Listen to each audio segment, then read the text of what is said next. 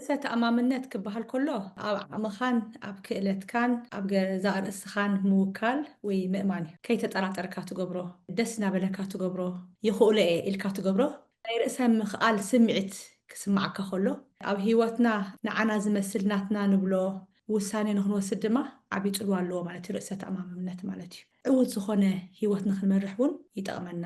ኣነ እንታይ ብል ርእሰ ተኣማምነት እንዳተሃነፀ ዝኸይድ እንዳዓበየ ዝኸይድ እንዳተምሃርካሉ እንዳተመሓየሽካሉ ትኸይድ ነገር ኢለ ይሓስቦ ማለት እዩ። ንስኻ ንፉዕ ኢኻ ኢላ ስለዚ ዕብየቶሲ እዚ ነገር ስ ብጣዕሚ ጠቂምዎ በቃ ኣብቲ ርእሰ ተኣማምነት ከጥሪ ማለት እዩ። ከመይ ዝበለ ብሉፅ ሞቲቬሽናል ስፒከር ክኸውን ዝኽእል ሰብ እዩ። ካብ እንታይ ምፅኦ ተልክዮ ተሃኒፁ እዩ ምስኡ ዝተፈጥረ ኣይኮነን። ርእሰ ምትእማንሲ ይህነፅ እዩ።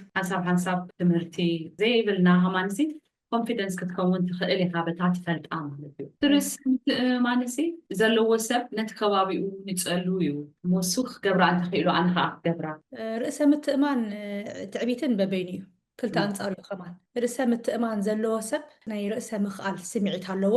ኣብ ገዛ ርእሱ እዩ ዝተኣማመን ኣብ ክእለቱ ኣብ ብቕዓቱ እዩ ዝተኣማመን ማለት እዩ።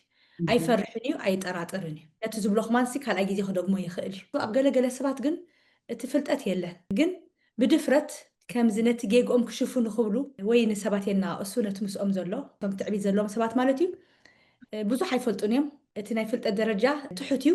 ስለዝጠራጠሩ ወይ ድማ ሰባት ከይብልዎም ከይነቕፎም ስለዝፈርሑ ኣቐዲሞም ከም ርእሰ ምትእማን ዘለዎም ሰባት ኮይኖም ክቐርቡ ይደልዩ እሞ ሽዑ እቲ ትዕቢት ይርአ።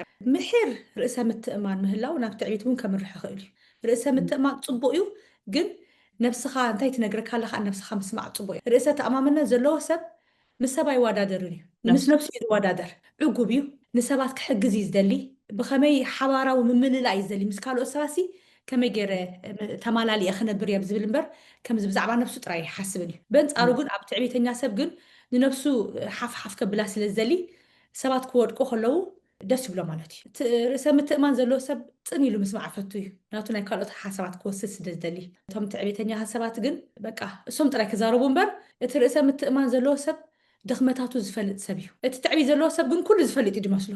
ትዕቢት ሲ ንውድቀት ትቕድማ ከምዚ ነቲ ደፋር ዝኾነ ሰብ ከም ኮንፊደንስ ጌርና ንዕኡ ኢሚቴት ክንገብር ንፍትን ኢና። ግን ኩሉ ደፋር ሰብ ርእሰ ተኣማንነት ኣለዎ ማለት ኣይኮነን።